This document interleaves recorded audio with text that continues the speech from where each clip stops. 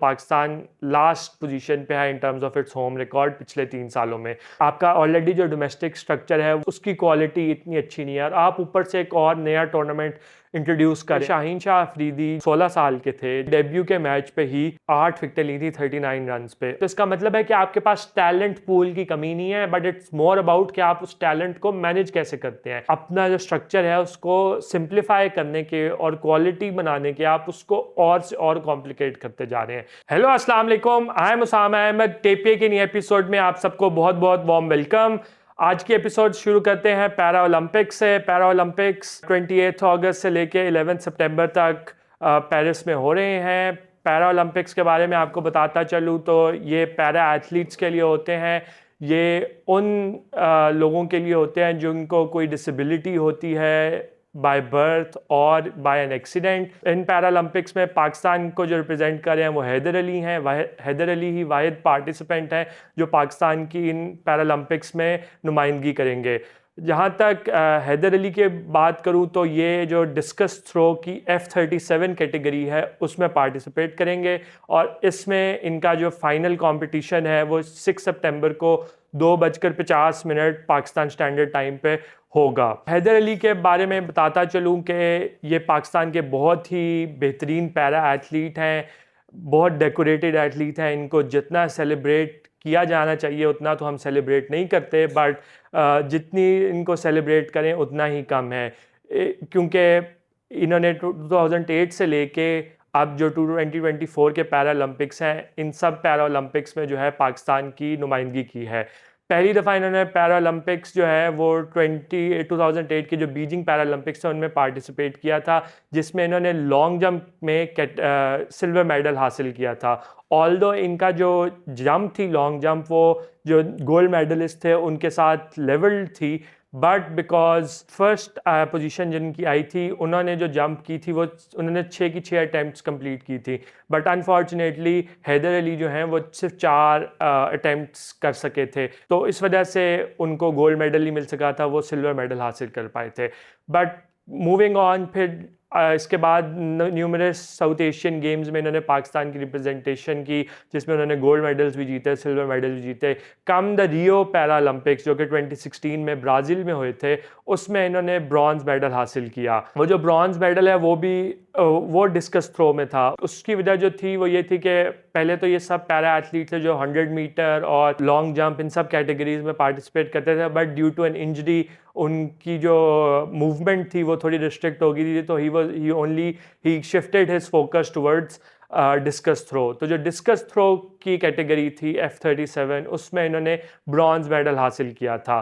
And फिर Tokyo के जो ओलंपिक्स थे इनमें इन्होंने इसी कैटेगरी की जो डिस्कस थ्रो कंपटीशन था उसमें इन्होंने गोल्ड मेडल जीता था पाकिस्तान के लिए। तो इनके पास ये मुनफरिद एजाज़ भी हासिल है कि इन्होंने पाकिस्तान के लिए पैरालंपिक्स में ना सिर्फ गोल्ड बल्कि सिल्वर और ब्रॉन्ज मेडल भी जीते हैं। तो इस दफ़ा भी हम उम्मीद करते हैं कि वो पाकिस्तान का नाम रोशन करेंगे और बेहतरीन कारकर्दगी दिखाएंगे। उम्मीद तो यही है कि वो इस दफ़ा भी गोल्ड मेडल जीतेंगे। So best wishes to Haider Ali for his final competition of discus throw in para Olympics. अब चलते हैं हम क्रिकेट की तरफ। क्रिकेट से मायूस कुन खबर है, पाकिस्तान को जो है बांग्लादेश ने टेस्ट सीरीज़ 2-0 से हरा दी है। ये काफ़ी शॉकिंग रिज़ल्ट है सब लोगों के लिए, जो भी क्रिकेट फैंस हैं, कई एनालिस्ट, पंडिट्स, हम सब के लिए सरप्राइजिंग है, बिकॉज कोई भी नहीं एक्सपेक्ट कर रहा था कि बांग्लादेश पाकिस्तान को 2-0 हरा देगा। एक टेस्ट जीत जाना बांग्लादेश के लिए इतने सरप्राइज की बात नहीं होती, but white wash in Pakistan home conditions तो वो एक सरप्राइजिंग बात है। But credit goes to Bangladesh कि उन्होंने बेहतरीन क्रिकेट खेली। दोनों टेस्ट मैचेस में उन्होंने पाकिस्तान से बेहतर क्रिकेट खेली, बेहतर बैटिंग की, बेहतर बॉलिंग की। अपने जो भी उनको चांसेस मिले उन्होंने उनको मैक्सिमाइज़ किया और वो ये बहुत अच्छा रिजल्ट ले सकें। स्पेशली अगर हम सेकंड टेस्ट की बात करें तो वो 26 फॉर 6 थे एक टाइम पे फर्स्ट इनिंग्स में।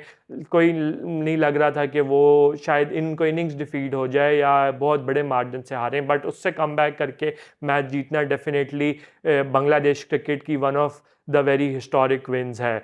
और इसमें उनके बहुत सारे स्टार परफॉर्मर्स थे। नाहिद राना उनके यंग पेसर हैं, मुशफिकुर रहीम है, लितन दास है, मेहदी हसन महराज है। बट ओवरऑल उनकी जो सारी टीम है उसकी बहुत अच्छी परफॉर्मेंस थी। सब प्लेयर्स ने बहुत अच्छी कारकर्दगी दिखाई, जिसकी बेसिस पे बांग्लादेश पाकिस्तान को जो है क्लीन स्वीप कर सका है इस टेस्ट सीरीज़ में। अब इस टेस्ट सीरीज़ में पाकिस्तान को क्लीन स्वीप करने का जो रिज़ल्ट है वो ये है कि पाकिस्तान जो टेस्ट रैंकिंग्स हैं उसमें नंबर 8 पोजीशन पे चला गया है और ये पाकिस्तान की 10th कंसेक्यूटिव टेस्ट मैच है without any win in home conditions. पिछले जो 10 के 10 टेस्ट मैचेस पाकिस्तान ने होम पे खेले हैं वो पाकिस्तान नहीं जीत सका, या पाकिस्तान हारा है या पाकिस्तान सिर्फ ड्रॉ कर सका है। और अगर आप ये टेबल देख रहे हो तो इसमें आपको नज़र आ रहा होगा कि बिकॉज पाकिस्तान कोई भी लास्ट टेस्ट 10 टेस्ट मैचेस में से नहीं जीत पाया तो पाकिस्तान लास्ट पोजीशन पे है in terms of its home record पिछले 3 सालों में, जो कि डेफिनेटली एक लम्हा फ़िक्रिया है कि क्या वजह है कि पाकिस्तान जो है वो इतनी बुरी कारकर्दगी दिखा रहा है टेस्ट क्रिकेट में, स्पेशली अपने होम कंडीशंस में। तो इसको अगर हम ब्रेक डाउन करें तो उसकी 3 मेन वजूहात हैं। पहली वजह तो कंडीशंस की है कि एक तो अगस्त यूजुअली ट्रेडिशनली ऐसा महीना नहीं रहा पाकिस्तान क्रिकेट की तारीख में जिसमें ज़्यादा क्रिकेट खेली जाए। ये यूजुअली बरसात का मौसम होता है, मानसून का मौसम होता है, तो इसमें एक तो कंडीशन सही नहीं होते इन द सेंस के बारिशों की वजह से ग्राउंड्स गीले होते हैं। दूसरा जो कंडीशंस हैं वो बहुत टफ होते हैं क्योंकि गर्मी बहुत ज़्यादा होती है, तो उसमें क्रिकेट खेलना ज़रा ज़्यादा मुश्किल हो जाता है। जो ट्रेडिशनली पाकिस्तान क्रिकेट का सीज़न स्टार्ट होता है क्रिकेट का वो सितंबर ऑनवर्ड, सितंबर से लेके दिसंबर, जनवरी, मार्च तक वो एक्सटेंड करता है पाकिस्तान का जो ट्रेडिशनल क्रिकेट सीज़न है। तो एक तो इस टाइम में सीरीज़ का जो स्केड्यूलिंग थी वो रेजेस कंसर्न्स के पीसीबी की प्लानिंग एज एन ऑर्गेनाइजेशन कितनी लैकिंग थी कि एक ऐसे टाइम पे जब आपका क्रिकेट सीज़न ट्रेडिशनली नहीं होता तो उसमें आप अपनी होम सीरीज़ क्यों रखेंगे। उसमें आप कह सकते हैं कि जी ये तो पहले प्लानिंग हो जाती है, फ्यूचर टूर प्रोग्राम्स या वो 1 या 2 साल पहले डिसाइड हो जाते हैं। तो किसी एक मैनेजमेंट की, मैं ओवरऑल एज एन इदारे की बात कर रहा हूँ कि इट्स इंपॉर्टेंट कि पहले से प्लानिंग की जाए। क्यों पहले 2 साल पहले नहीं पता था लोगों को कि इस मौसम जो है इस ड्यूरेशन में आप नॉर्मली क्रिकेट नहीं खेलते, या आपका ऑफ सीज़न होता है, तो आप उसकी जो स्केड्यूलिंग है वो किसी और टाइम पे रखें, या अगर अब आपने कर ही ली थी तो उससे पहले भी आप कर सकते थे। जिस तरह पहले भी आपने टेस्ट सीरीज़ जो हैं उनके स्केड्यूल चेंज किए हैं। वेस्ट इंडीज़ ने लास्ट ईयर पाकिस्तान के साथ टेस्ट सीरीज़ खेली थी, उसको नेक्स्ट ईयर पे ले गए गए बिकॉज वो स्केड्यूल की क्लैशेस आ रहे थे। तो इसमें भी आप स्केड्यूल चेंज कर सकते थे, 1 महीने बाद रख सकते थे, 2 महीने बाद रख सकते थे। वो स्केड्यूलिंग है सीरीज़ की वो बेहतर हो सकती थी। तो ये डेफिनेटली एक चीज़ है जिस पे देखने की ज़रूरत है। दूसरा जो कंडीशंस की बात है कि जो पाकिस्तान में ट्रेडिशनली क्योंकि क्रिकेट इस मौसम में नहीं होती तो ज़्यादा अंदाज़ा नहीं है कि इस मौसम में जो पिचेस हैं वो किस तरह बिहेव करती हैं। तो जो पिचेस थी दोनों टेस्ट मैचेस में वो कहने को तो ग्रीन टॉप्स प्रिपेयर की गई थी कि पाकिस्तान के फास्ट बॉलर्स जो हैं वो सेंस थी पाकिस्तान टीम की कि हमारे पास फास्ट बॉलर्स हैं, हम उनसे बांग्लादेश को, क्योंकि वो फास्ट बॉलिंग के अगेंस्ट स्ट्रगल करते हैं, तो हम उनको आउट बॉल करके उनको सीरीज़ हराएंगे और हम ग्रीन टॉप्स पर आएंगे। बट एक चीज़ जो आई थिंक जो फैक्टर इन करना भूल गए स्पेशली फर्स्ट टेस्ट में कि घास कितनी विकेट पे छोड़नी है। बिकॉज जब सर्दियों में आप घास विकेट पे छोड़ते हैं तो उनके टेम्परेचर्स लो होते हैं, तो इट टेक्स लॉन्गर कि आपकी वो जो पिच है वो ड्राई हो। बट क्योंकि अभी गर्मी का मौसम ज़्यादा है तो आपने उतनी मिकदार की घास छोड़ी जितनी शायद आप अक्टूबर या नवंबर के मौसम में छोड़ते हैं। बट इस मौसम में जब आप उतनी घास छोड़ेंगे तो वो ज़्यादा जल्दी ड्राई होगी, और उसका रिजल्ट यही था कि पहले टेस्ट मैच की जो पिच थी वो दूसरे दिन के बाद से ही बिल्कुल फ्लैट हो गई थी, या उसमें उतनी जान नहीं रही थी। ऑल्दो जो दूसरे टेस्ट मैच की पिच थी उसमें वो ज़्यादा ग्रीन पिच थी, उसमें ज़्यादा स्पाइस थी क्रिकेट टर्म्स में जैसे आप कहते हैं, या उसमें ज़्यादा पेस थी। तो वो पहले टेस्ट मैच है तो लेसन लर्न कर लिया था कि वो ज़्यादा ग्रीन बनाई गई थी। बट स्टिल वो जो उसकी नेचर थी वो थोड़ी उस तरह वो नहीं रही ग्रीन, क्योंकि बिकॉज ऑफ हीट वो ज़्यादा जल्दी ड्राई होगी। बट उसका ये मतलब नहीं कि मैं कंडीशंस की बात कर रहा हूँ तो कि मैं कारकर्दगी जो बुरी है पाकिस्तान टीम की उससे कोई कह रहा हूँ कि पाकिस्तान टीम ने बुरी कारकर्दगी नहीं दिखाई। बट मैं डेफिनेटली कंडीशंस की तरफ भी पॉइंट आउट कर रहा हूँ, क्योंकि होम टेस्ट मैचेस यूजुअली जो सारी दुनिया में जो टीम्स करती हैं, वो इंग्लैंड हो, ऑस्ट्रेलिया हो, इंडिया हो, वो होम टेस्ट में पूरी कोशिश करते हैं कि अपने खिलाड़ियों को ऐसे कंडीशंस दें जिसमें उनके खिलाड़ी सबसे ज़्यादा कंफर्टेबल हों और जिसमें होम टीम को एडवांटेज मिले। बट अगर आप कंडीशंस अपने होम ग्राउंड में ही नहीं यूज़ कर पा रहे, या आप उसमें ऐसे कंडीशन ही नहीं बना रहे जो कि आपको मैक्सिमम एडवांटेज दे पाएँ, तो वो फिर डेफिनेटली आपको प्लानिंग, उस थॉट प्रोसेस पे क्रिटिसिज्म करना पड़ता है। और ये सिर्फ अभी की बात नहीं, पिछले पहले भी जो टेस्ट सीरीज़ हुई वो ये चाहे इंग्लैंड के अगेंस्ट हो या न्यूजीलैंड के अगेंस्ट या ऑस्ट्रेलिया के अगेंस्ट, उसमें भी जो आपने पिचेस बनाई या कंडीशंस जो आपने रखे वो ऐसे नहीं थे जो कि आपकी टीम की स्ट्रेंथ्स के मुताबिक हों, बल्कि उल्टे ऐसे कंडीशंस थे जिनमें आपको ज़्यादा बुरे तरीके से शिकस्त हुई या जिसमें आप ज़्यादा एक्सपोज हुए। तो इसलिए इट्स इम्पॉर्टेंट कि पीसीबी एज एन इदारा एंड जो मैनेजमेंट है पाकिस्तान क्रिकेट टीम की, वो इस बात पे इंश्योर करे कि कंडीशंस ऐसे हों जिसमें पाकिस्तान टीम को एटलीस्ट होम एडवांटेज तो हासिल हो, भला उसके बाद पाकिस्तान मैच हार जाए अपनी कारकर्दगी की बुनियाद पे, बट एटलीस्ट कंडीशंस ऐसे हों जो कि पाकिस्तान को एटलीस्ट होम एडवांटेज दे सके। जो दूसरा फैक्टर जिसकी तरफ मैं निशानदेही करना चाहूँगा वो टीम सिलेक्शन है। टीम सिलेक्शन जो दोनों टेस्ट मैचेस में थी वो काफ़ी क्वेश्चनेबल थी। उसकी जो बुनियादी वजह है कि पहले टेस्ट मैच में आपने 4 फास्ट बॉलर्स खिला दिए, थिंकिंग कि जी ये ग्रीन विकेट होगी और इस पर हम 4 पेसर्स खिला देंगे और हम स्पिनर को नहीं खिलाएंगे क्योंकि स्पिनर की ज़रूरत ही नहीं पड़ेगी, 3-4 दिन में टेस्ट मैच खत्म हो जाएगा। बट नेचुरल जो थिंकिंग होती है कि आप टेस्ट मैच के लिए प्लान करें तो आप सिर्फ पहले या दूसरे दिन के लिए प्लान नहीं करें, आप 5 दिन के लिए प्लान करेंगे। बट आपकी जो प्लानिंग है वो पहले दिन या दूसरे दिन की लगी कि हम टॉस जीतेंगे, पहले ग्रीन टॉप पे बॉलिंग करेंगे, बांग्लादेश को 70-80 रन पे आउट कर देंगे और उसके बाद आप टेस्ट को डोमिनेट करेंगे और आपके लिए कोई मुश्किल नहीं होगी जीतने में। पर दोनों टेस्ट मैचेस में आप टॉस नहीं जीत सके, तो वो जो पहले पिच इस्तेमाल करने का एडवांटेज था वो आपके हाथ से चला गया और फिर आप कंटिन्यूसली आपको जो सारा टेस्ट मैच था वो उसमें आपकी प्लानिंग ही टॉस की बुनियाद पे थी, तो आप फिर थोड़ा फॉल बिहाइंड कर रहे थे। तो पहले टेस्ट की तो ये बात है। दूसरे टेस्ट की अगर हम बात करें तो उसमें आपने अपने जो मेन पेसर्स हैं शाहीन शाह, अफरीदी और नसीम शाह, उनको ड्रॉप कर दिया टीम से। आई कैन अंडरस्टैंड कि जो पहला आपका टेस्ट मैच था उसमें शाहीन और नसीम जो है वो बहुत अच्छी परफॉर्मेंस नहीं दे पाए थे जो उनसे एक्सपेक्टेड है, but they are your best pacers. Shaheen Afridi और नसीम शाह वो आपके बेस्ट पेसर्स हैं। इस पे कई लोग, अब वो एक स्टैट दिखाया भी जा रहा था ब्रॉडकास्ट पे जो हम भी आपके साथ शेयर कर रहे हैं, उसमें ये दिखाया जा रहा था कि जी मीर हमज़ा की फ़र्स्ट क्लास इतने मैचेस हैं, इतनी विकेट्स हैं, मोहम्मद अली के इतने फर्स्ट क्लास मैचेस हैं, इतनी विकेट्स हैं, खुरम शहजाद के इतने फर्स्ट क्लास मैचेस हैं, इतनी विकेट्स हैं, और जिसके एंड पे ये दिखाया जा रहा था कि जी शाहीन अफरीदी और नसीम शाह ने क्योंकि सबसे कम फर्स्ट क्लास मैचेस खेले हैं तो इसकी वजह से वो क्वालिटी पेसर्स नहीं है कि उन्होंने या कम विकटें ली हैं। नॉट अंडरस्टैंडिंग कि शाहीन शाह अफरीदी जो हैं वो 16 साल के थे जब उन्होंने अपना डोमेस्टिक फर्स्ट क्लास डेब्यू किया। उन्होंने अपने डेब्यू के मैच पे ही 8 फॉर 39 लिया था, यानी 8 विकेटें ली थी 39 रन्स पे, और दिखाया था उन्होंने अपने पहले ही स्पेल में कि कितना उनके पास पोटेंशियल है और कितना उनकी जो कारकर्दगी का जो पोटेंशियल है वो कितना ज़्यादा है। इसी तरह नसीम शाह जो हैं वो उन्होंने भी बहुत ही यंग एज में अपना फर्स्ट क्लास डेब्यू किया था और उनका भी पोटेंशियल बहुत इमेंस था। और इसी तरह शाहीन शाह अफरीदी ने 2016 में अपना फर्स्ट क्लास डेब्यू किया तो 2018 में वो पाकिस्तान टीम के लिए उनका टेस्ट डेब्यू हो गया। इसी तरह नसीम शाह उनका 2019 में पाकिस्तान टीम के लिए टेस्ट डेब्यू हो गया और उसके बाद वो कंटिन्यूसली पाकिस्तान टीम के साथ थे। तो इसलिए क्योंकि जब आप पाकिस्तान टीम के साथ होते हैं तो यूजुअली आप टूर्स पे होते हैं, तो आपका जो फर्स्ट क्लास सीज़न है वो उस दौरान हो रहा होता है कई दफ़ा, तो आप वो फर्स्ट क्लास मैचेस नहीं खेल पाते बिकॉज आप नेशनल टीम के लिए टेस्ट मैचेस खेल रहे हैं या वाइट बॉल क्रिकेट खेल रहे हैं या कोई भी जो टूर्नामेंट्स हैं वो खेल रहे हैं, तो उसकी वजह से उन्होंने कम फर्स्ट क्लास के मैचेस खेले हैं। बट अगर आप उनके टेस्ट मैचेस इंक्लूड कर लें, जितने उन्होंने टेस्ट मैचेस खेले हैं और उसमें उन्होंने जितनी बॉलिंग की है, तो शायद उन्होंने मीर हमज़ा या मोहम्मद अली या खुरम शहजाद से ज़्यादा ही बॉलिंग की हो इन टर्म्स ऑफ बॉलिंग। और दूसरा, आपको एक और जो चीज़ समझने की ज़रूरत है कि आप खिलाड़ियों को सिर्फ इस बेसिस पे नहीं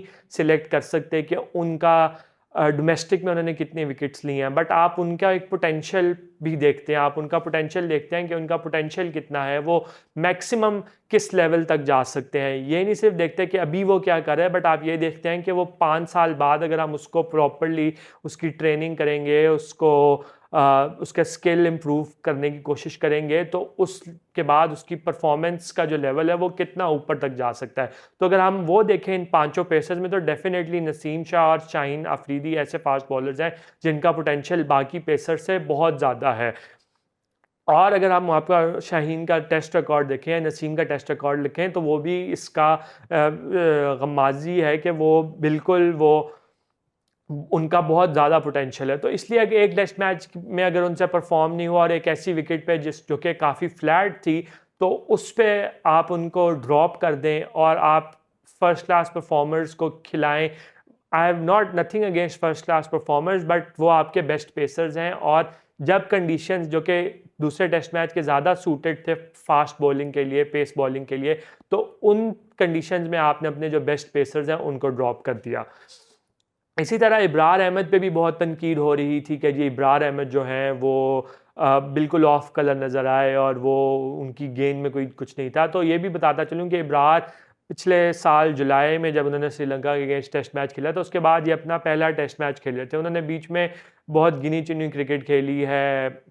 मैं 4 डे क्रिकेट की बात कर रहा हूँ, क्यों उसके बाद वो वर्ल्ड कप क्योंकि पाकिस्तान के प्लेइंग रिजर्व्स में थे तो पाकिस्तान टीम के साथ चले गए, उनके फर्स्ट क्लास सीज़न मिस हुआ। फिर ऑस्ट्रेलिया की सीरीज़ से पहले वो इंजर्ड हो गए, वो अपना रिहैब कर रहे थे। तो उसके बाद अभी उन्होंने सिर्फ एक 4 डे गेम बांग्लादेश ए के खिलाफ खेला जब वो पाकिस्तान शाहीन्स की नुमाइंदगी कर रहे थे। बट डिस्पाइट दैट आप जब एक खिलाड़ी को इतने अरसे बाद टेस्ट मैच खिलाएंगे तो ये नहीं हो सकता कि आप एक all of a sudden expect करें कि वो आके 10 आउट कर देगा या वो आके सब कुछ कर देगा। ऑफ कोर्स उम्मीद ये थी कि इब्रार बेहतर कारकर्दगी दिखाएगा, बट जब आप इतने अरसे बाद खेल रहे होते हैं तो आप एक मैच की बुनियाद पे सिर्फ एक खिलाड़ी को ये नहीं कह सकते कि जी ये तो बहुत बुरा है और इसको तो इसकी जगह किसी और को लेके आना चाहिए, इसमें इतना ज़्यादा वो हमें मज़ा नहीं आया इसको देखने का। स्पेशली अगर आप देखें इब्रार का जो पीएसएल का रिकॉर्ड था, तो पीएसएल के थर्ड हाईएस्ट विकेट टेकर थे, उसमें बहुत अच्छी बॉलिंग की और एक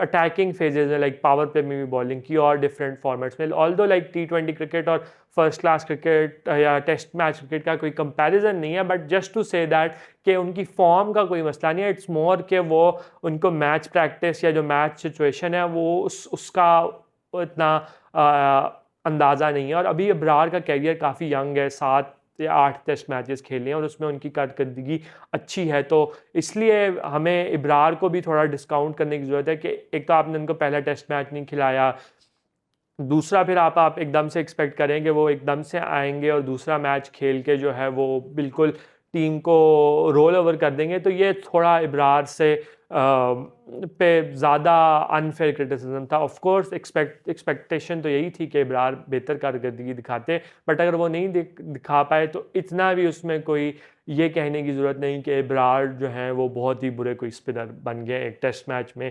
कारकर्दगी ना दिखाने की बुनियाद पे। इसी तरह मैं कुछ बैटर्स की टेक्निक पे बात करना चाहूँगा। जिस तरह अब्दुल्ला शफीक हैं, तो ये अब्दुल्ला शफीक का आप डिसमिसल देख रहे होंगे जो उनका दूसरे टेस्ट मैच की सेकेंड इनिंग्स में था। अब इसमें अगर आप देखें तो उनकी कितना वो वाइड बॉल तकरीबन 6th या 7th स्टंप पे बॉल है, उसको वो ड्राइव करते हुए कॉट बिहाइंड हुए थे। तो इसमें अब डेफिनेटली ये उनकी स्टेट ऑफ माइंड का इशू है या वो एक फील करना चाह रहे हैं बॉल के, वो कंटिन्यूसली बैट पे बॉल को फील करें, तो जिसकी वजह से वो इस तरह आउट हो रहे हैं। और ये तो मैंने एग्जांपल के लिए शो किया आपको, बट अगर इस टेस्ट सीरीज़ में देखें तो उनके बाकी जो डिसमिसल भी हैं वो भी इसी तरह के थे। अगर पहले टेस्ट के दोनों डिसमिसल देखें, वो भी एक वो वाइड गेंद को चेज़ करने गए और कॉट कैच आउट हो गए थे गली में। इसी तरह जो दूसरी इनिंग्स में उनकी शॉट थी वो भी बहुत ही इरिस्पॉन्सिबल शॉट थी।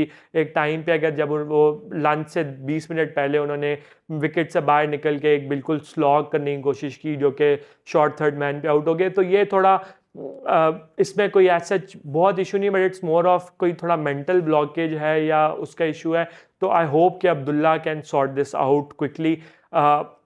उनके is a very good batter, but it is not anything कि वो इस प्रॉब्लम की वजह से कोई बुरा बैटर बन गया है। बट मैं जस्ट पॉइंट आउट कर रहा हूँ कि जो प्रॉब्लम प्रॉब्ली है समझने की कोशिश कर रहा हूँ कि ये मेरे ख्याल से इशू है जिसको अब्दुल्ला को थोड़ा थोड़ा पेशेंस के साथ, स्पेशली नई बॉल के अगेंस्ट आप you can leave, you don't have to play at every delivery. तो वो थोड़ा जो रश ऑफ ब्लड है उसको अगर थोड़ा कंट्रोल कर लें तो definitely Abdullah, and we hope that he regains his form in the coming fixtures and test matches. इसके साथ ही अब मैं बाबर आजम पे थोड़ा आना चाहूँगा। बाबर आजम का भी हम लीन रन ऑफ फॉर्म है, टेस्ट मैचेस में बहुत स्ट्रगल कर रहे हैं, इस पूरे वर्ल्ड टेस्ट चैम्पियनशिप के साइकिल में ही स्ट्रगल कर रहे हैं। लाइक उनका श्रीलंका का टूर में भी उन्होंने स्ट्रगल किया, फिर वर्ल्ड कप, ऑस्ट्रेलिया टूर, उसके बाद से लेके अब तक ही has been struggling to score runs. और ये आप अपनी स्क्रीन पे 2 इंस्टेंसेस देख रहे हैं जिसमें नज़र आ रहा है कि कितना टेंटेटिव फुटवर्क है उनका। लाइक वो अपने डिसाइसिव नहीं है अपने फुटवर्क में। एक है उनका जो बिल्डअप है कि वो अभी बॉलर को फेस करने लगे हैं तो तब उनका स्टांस है, और जो दूसरा स्टांस है वो जब जो जिस बॉल पे वो दूसरे टेस्ट मैच की दूसरी इनिंग्स में आउट हुए थे, तो उसमें भी वो बहुत टेंटेटिव है ना, वो ज़्यादा फ्रंट फुट पे प्रॉपरली फ्रंट फुट पे कमिट करें अपने आप को, ना बैक फुट पे कमिट करें। एक जो चीज़ बाबर के बारे में बहुत मशहूर थी कि उनका जो डिफेंस है एज अ बैटर वो बहुत स्ट्रॉन्ग था, but one of the things जो उनके साथ अभी पिछले कुछ अरसे में हुई है, स्पेशली ऑस्ट्रेलिया टेस्ट सीरीज़ में, कि वो जितनी बॉल्स पे ज़्यादातर बॉल्स पे आउट हुए थे वो अंदर आती हुई बॉल्स थी जिसमें उनका जो फ्रंट फुट डिफेंस था वो बीट हुआ था। तो उसकी वजह से अब उनके माइंड में उसका इतना डर है कि वो जो अंदर बॉल आएगी, जो इन स्विंग होगी बॉल, जो निप बैक करेगी बॉल, उससे मैंने कैसे आउट होते हुए बचना है कि वो अपना जो बॉडी का वेट है उसको बिल्कुल ऑफ साइड पे ड्रैग कर रहे हैं। इसीलिए आपने देखा होगा जब वो बैटिंग कर रहे थे तो उनका अक्सर जो लेग स्टंप है वो नज़र आ रहा था। जो फर्स्ट इनिंग्स में भी उनका एलबीडब्ल्यू डिस्पोजल हुआ था साकिब अल हसन की बॉल पे, उसमें भी ये था कि वो बहुत ज़्यादा ड्रैग हो रहे थे towards middle end off stump. वो इसी वजह से था कि उनको था कि कहीं जो बैट और पैड के दरमियान से गैप है उससे मैं एलबीडब्ल्यू या बोल्ड ना हो जाऊँ, बिकॉज क्योंकि उनके लगातार इसी तरह के डिसमिसल होते हैं तो वो उसकी वजह से जो अंदर ड्रिफ्ट वाली बॉल थी उसको मिस कर रहे थे। इसी तरह जो सेकंड इनिंग्स में उनका एज हुआ वो भी इसी वजह से था कि उनका जो वेट ट्रांसफ़र है वो प्रॉपरली नहीं हो रहा, वो अपना फ्रंट फुट प्रॉपरली कमिट नहीं कर पा रहे टुवर्ड्स द बॉल, और अपना जो बैक फुट है उस पर वो प्रॉपरली हो रहे, जिस वजह से वो जब फॉल कर रहे हैं towards middle end off stump तो उसकी वजह से वो फिर जो वाइड बॉल्स हैं उनको चेज़ करना जा रहे हैं जिसकी वजह से उनकी एज लग रही है। अगर वो प्रॉपरली कमिट करें तो वो फिर या तो पंच करेंगे पूरे बैक फुट्स पे या उनकी एज नहीं निकलेगी। तो ये जो थोड़ा मसला आ रहा है बाबर की टेक्निक में, और आई थिंक ये ज़्यादा टेक्निक से ज़्यादा एक मेंटल ब्लॉक है, because he is thinking too much about के वो जो इन स्विंग आएगी बॉल उससे मुझे मसला होगा। तो इस वजह से वो जो अपने आउटसाइड ऑफ स्टंप जो उनका डिफेंस है या जो बॉल्स हैं उनको वो पूरी क्लैरिटी के साथ नहीं खेल पा रहे।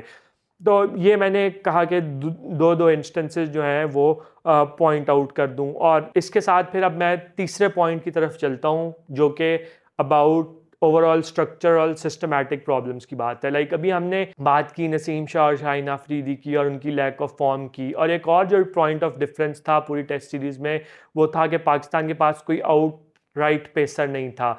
अगर हम कंपेयर करें एवरेज स्पीड्स तो बांग्लादेश के जो नाहिद राना थे वो सबसे फास्टेस्ट बॉलर थे पूरी सीरीज़ के, जो कि 150 को भी टच कर रहे थे, बट पाकिस्तान के कोई भी बॉलर हार्डली 140 या 145 को टच करना चाह रहा था। और इसके बाद जो एक चीज़ सुनने को मिली कि जो पाकिस्तान के चेयरमैन साहब हैं उन्होंने कहा कि जी हमारा टैलेंट पूल नहीं है, हमारे पास बैकअप ऑप्शंस नहीं है, हम उसको नहीं डेवलप कर पाए। तो ये आपकी स्क्रीन के सामने अभी लिस्ट ऑफ फास्ट बॉलर्स चल रही है। ये सब फास्ट बॉलर्स हैं जो कि इंजर्ड हैं इस वक्त, और ये सब वो फास्ट बॉलर्स थे जो कि आपकी फर्स्ट जो टियर फास्ट बॉलर्स थे, शाहीन है या नसीम है, उनकी रिप्लेसमेंट होने चाहिए थी। और अगर आप इन सब फास्ट बॉलर्स को देखें तो इन सब फास्ट बॉलर जब ये सीन पे आए थे या ये जब डोमेस्टिक क्रिकेट खेल रहे थे या पीएसएल में खेल रहे थे, तो इन सब की जो पेसेस थी वो 140 प्लस थी, 145 प्लस थी। अगर एहसान उल्लाह को देखें या इसमें कुछ और फास्ट बॉलर्स आप देख रहे होंगे तो उन सब की पेस जो है वो 140 145 प्लस पेस थी। बट ये सब प्लेयर्स इंजर्ड हैं, और ये इंजर्ड किस वजह से हैं? क्योंकि इनकी कोई प्रॉपर टेक केयर नहीं की, और टेक केयर किसने नहीं की? पीसीबी नहीं की। एहसान उल्लाह 2023 से इंजर्ड है, अभी तक वो अपनी इंजरी से रिकवर नहीं कर पाए। वो इस वजह से रिकवर नहीं कर पाए कि जो उनको इनिशियली इंजरी हुई थी उसके बाद उनको पीसीबी के मेडिसिन का जो डिपार्टमेंट था उसने उनको गलत डायग्नोसिस किया और उनको गलत ट्रेनिंग करवाते थे, जिसकी वजह से उनकी इंजरी और एग्रीवेट होगी। और उसके बाद उन्होंने उसका कोई ख्याल नहीं रखा, कोई उसका रिहैबिलिटेशन का प्लान नहीं बनाया कि इस तरह आपने रिहैब करना है और इस तरह आपने रिकवर करना है। इसी तरह बाकी भी जो आपके पेसर्स हैं उनके बारे में भी कोई अपडेट नहीं है। वसीम जूनियर पिछले अप्रैल से इंजर्ड हैं, उसके बारे में कोई अपडेट नहीं है पीसीबी की तरफ से कि जी वाई ही इज़ इंजर्ड। जी शान ज़मीर के बारे में कोई अपडेट नहीं है, वो सच है young upcoming fast bowling talent, उसके बारे में किसी को नहीं पता। इसी तरह अभी काशिफ अली और शाहनवाज धानी भी रिसेंटली इंजर्ड हुए हैं। तो यदि एक लॉन्ग लिस्ट ऑफ पेसर्स है तो इसका मतलब है कि आपके पास टैलेंट पूल की कमी नहीं है, बट इट्स मोर अबाउट कि आप उस टैलेंट को मैनेज कैसे करते हैं। इसी तरह शाहीन और नसीम की भी बात होती है कि उनकी जी पेस क्यों गिर गई या उनकी पेस क्यों कम होगी, तो वो भी उसकी रीज़न लाई करती है कि आपने उनकी मैनेजमेंट सही तरह से नहीं की। यानी मैनेजमेंट फॉर इंस्टेंस कि आपने शाहीन की जब इंजरी हुई 2022 में तो उसके बाद आपने उसको जल्दी वर्ल्ड T20 खिला दिया। आपने पहले जब उसको इंजरी हुई तो उसका पहले 1-2 महीने वो अपने ओन पे अपना इलाज करने के लिए इंग्लैंड चला गया या और चीज़ें करता रहा। यानी पॉइंट इन कि आपका ख्याल है कि आप अपने प्रोडक्ट की ख्याल रखें जो कि आपका मेन प्रोडक्ट है, आपका स्टार प्रोडक्ट है, बट आप उसका ख्याल रखने की बजाय ये कंप्लेन कर रहे हैं या ये कह रहे हैं कि जी आपके पास टैलेंट पूल नहीं है। आपके पास टैलेंट पूल बहुत है। इट्स मोर अबाउट कि आप उस टैलेंट पूल का ख्याल कैसे रखें, आप उसको मैनेज कैसे करें ताकि आपको जब ज़रूरत पड़े जिस भी टैलेंट प्लेयर की है या अगर कोई खुदा न खास्ता आपका प्लेयर इंजर्ड हो जाए तो उसकी रिप्लेसमेंट आपके पास मौजूद हो। बट आपकी जो एज एन ऑर्गेनाइजेशन जो कैपेसिटी और आपका जो मेडिकल डिपार्टमेंट है उसकी कारकर्दगी इतनी बुरी रही है कि डिस्पाइट हैविंग बैकअप प्लेयर्स, आपके जो बैकअप प्लेयर्स हैं वो भी इंजर्ड हो गए और अब आपके पास बिल्कुल सिरे से कोई बैकअप नहीं। तो it's not a case of not having a backup, but it's more a case of कि आप उस बैकअप को कैसे मेंटेन और वेल मैनेज रखते हैं कि जब आपको ज़रूरत पड़े तो आप उसको रिप्लेस कर सकें। और इसका लिंक कर रहा हूँ मैं कि जो स्ट्रक्चरल इश्यूज़ हैं और उसके साथ मसला कि आप नया डोमेस्टिक सीज़न भी जो है वो शुरू होने को है और उसके बारे में भी बातें चल रही हैं कि अब नया डोमेस्टिक स्ट्रक्चर है कि जो पिछला स्ट्रक्चर है वो तो रहेगा ही, बट उसके टॉप पे एक चैम्पियंस कप भी होगा जो कि 4-डे ODI और T20 फॉर्मेट में होगा और उसमें फिर 5 मेंटर्स लेके आए जाएंगे जो कि अनाउंस हो गए हैं, जो कि शिकलान मुश्ताक हैं, Misbah ul Haq, Waqar Younis, Sarfaraz Ahmed and all of these, Shoaib Malik. तो ये जो है 5 टीम्स को मैनेज करेंगे और ये एलीट टीम्स होंगी और इसमें बेस्ट ऑफ द बेस्ट खिलाड़ी खेलेंगे और इससे जो है पाकिस्तान का टैलेंट पूल डेवलप होगा। बट पॉइंट इन के ये आपका ऑलरेडी जो डोमेस्टिक स्ट्रक्चर है वो उसकी क्वालिटी इतनी अच्छी नहीं है और आप ऊपर से एक और नया टूर्नामेंट इंट्रोड्यूस करें और अगर आप उस टूर्नामेंट को जो इंट्रोड्यूस कर रहे हैं उसमें आप कैसे इंश्योर करेंगे कि आप इसकी क्वालिटी जो है वो बेहतर कर सकेंगे। बेसिकली आप वो पुराना स्ट्रक्चर भी रखना चाह रहे हैं और आप एक नया स्ट्रक्चर भी क्रिएट करना चाह रहे हैं। आपको करना तो ये चाहिए कि आप जो सबसे बेस्ट स्ट्रक्चर हो वो चाहे पुराना स्ट्रक्चर हो या नया स्ट्रक्चर हो, आप उस बेस्ट स्ट्रक्चर को इन प्लेस रखें ताकि आपके पास बेस्ट सिस्टम इन प्लेस हो और फिर आप उसके थ्रू अपना जो टैलेंट पूल है उसको इंक्रीज करें। बट ये जो आप डिफरेंट स्ट्रक्चर्स बना रहे हैं उससे एक तो कोई क्लैरिटी नहीं है, दूसरा जो डोमेस्टिक क्रिकेट में अगर कोई इन्वेस्टमेंट करना चाहता है कॉर्पोरेट स्ट्रक्चर, कॉर्पोरेट्स या और डिफरेंट इदारे, तो वो भी जो है उसका रास्ता रुक जाता है। अब आपने जो मेंटर्स हायर की हैं इनकी आपकी स्क्रीन पे चल रहा है like they will be paid $2.7 million और पीसीबी की जो 2024 से लेकर 2022 साइकिल तक जो ब्रॉडकास्ट डील्स हैं इंटरनेशनल क्रिकेट की होम सीजन की, उनका जो टोटल वैल्यू है वो $6.2 मिलियन है। यानी उनका जो हाफ ऑफ दैट है वो आप अपने मेंटर्स की सिर्फ सैलरीज पे स्पेंड कर रहे हैं। और mentor is a very vague term, like mentor के बाद आपको नहीं पता चलता कि जी मेंटर की एग्जैक्टली रोल क्या होगा, वो करेगा क्या, बिकॉज जब उसका रोल क्लियर नहीं है तो फिर आप उसकी अकाउंटेबिलिटी भी क्लियरली नहीं कर सकते। क्योंकि इट इज़ बीन रिपोर्टेड के जो कोचेज़ हैं और जो कोचिंग सेटअप है वो इसके अलावा होगा इन मेंटर्स के।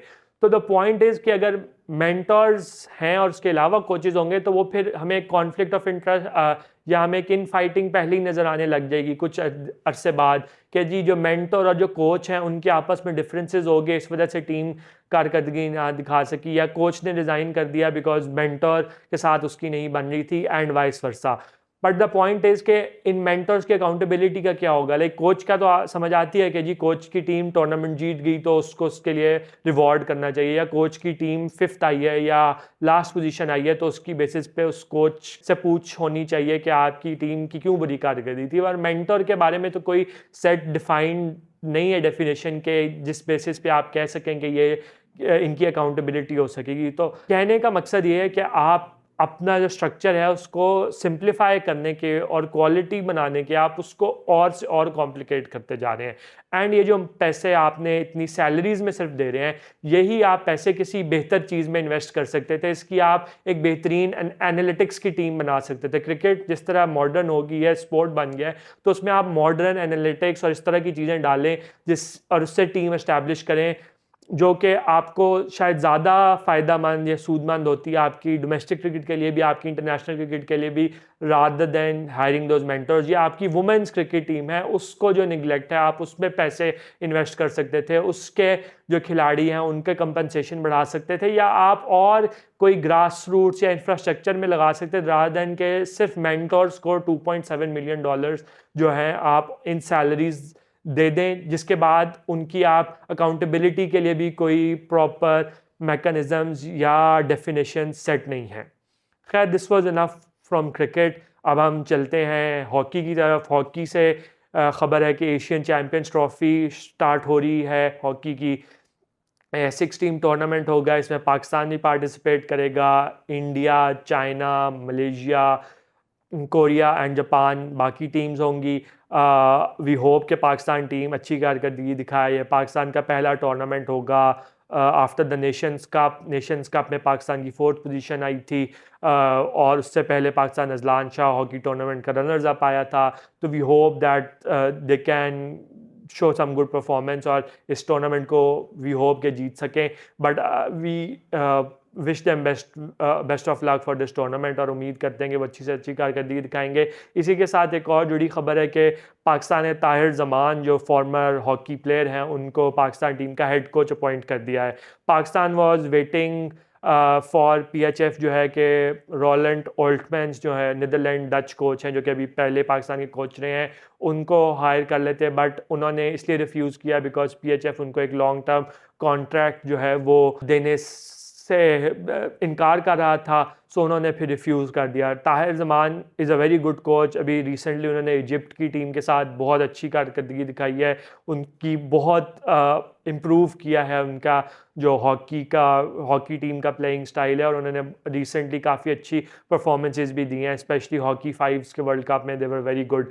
बट पॉइंट इज़ के हमें उम्मीद ये करनी चाहिए कि ये शॉर्ट टर्म कॉन्ट्रैक्ट नहीं होगा, एक लॉन्ग टर्म कॉन्ट्रैक्ट होगा, बिकॉज शॉर्ट टर्म कॉन्ट्रैक्ट में अगर एक अच्छा कोच आ जाए तो वो कोई ख़ास इम्पैक्ट नहीं डाल सकता। इट्स इम्पॉर्टेंट कि आप उनको लंबा थोड़ा टाइम दें ताकि उसके बाद फिर वो आप उनको जज कर सकें कि उन्होंने कोई एक्चुअली वो चेंजेस ला सके टीम के प्लेइंग स्टाइल में या टीम की कारकर्दगी को इम्प्रूव कर सके। शॉर्ट टर्म कॉन्ट्रैक्ट करने से ना कोच का फ़ायदा होगा ना हॉकी टीम को फ़ायदा होगा, बिकॉज वो अगर कोई अच्छी चेंजेस लाने का चांस भी है तो वो शॉर्ट टर्म में नहीं ला पाएंगे। मूविंग ऑन टू फुटबॉल से भी 2-3 खबरें हैं। एक तो काफ़ी बुरी खबर है, वो ये है कि अभी कुछ दिन पहले एबटाबाद में एक फ़ुटबॉल ग्राउंड था जो कि पाकिस्तान फ़ुटबॉल फेडरेशन ने उधर की जो तहसील एडमिनिस्ट्रेशन है उसके साथ 2006 में मुआहिदा करके 30 साल की लीज़ के लिए लिया था। लाइक 2038 तक वो ग्राउंड जो है वो पाकिस्तान फ़ुटबॉल फेडरेशन के पास रहना था, और उस ग्राउंड पे पाकिस्तान फ़ुटबॉल फेडरेशन ने फीफा के साथ मिलके अंडर द गोल प्रोजेक्ट पिछले काफ़ी सालों में उस पर काफ़ी इन्वेस्ट किए पैसे, उसकी काफ़ी रीऑर्गेनाइजेशनल की, उसको पूरा उसका अच्छी वहाँ पे पिच बिछाई, अच्छी फैसिलिटी बनाई, एक अच्छी ट्रेनिंग फैसिलिटी बनाई ताकि वहाँ के जो खिलाड़ी हैं उस एरिया के या पाकिस्तान की जो नेशनल टीम्स हैं वो भी वहाँ पे जाके ट्रेनिंग कर सके। बट अभी अगस्त के महीने में जो तहसील एडमिनिस्ट्रेशन है एबटाबाद, उसने वो उस ग्राउंड पे कब्ज़ा कर लिया है। उन्होंने without reaching out to Pakistan football federation, without उनसे कोई बातचीत किए, उनका मौक़िफ़ लिए, उन्होंने वो लीज़ कैंसिल कर the all of a sudden, और उन्होंने उस ग्राउंड का टेक ओवर कर लिया। और वही ग्राउंड था जहाँ पे पाकिस्तान की फुटबॉल की अंडर 17 टीम जो है उसका ट्रेनिंग कैंप ऑर्गेनाइज हो रहा था।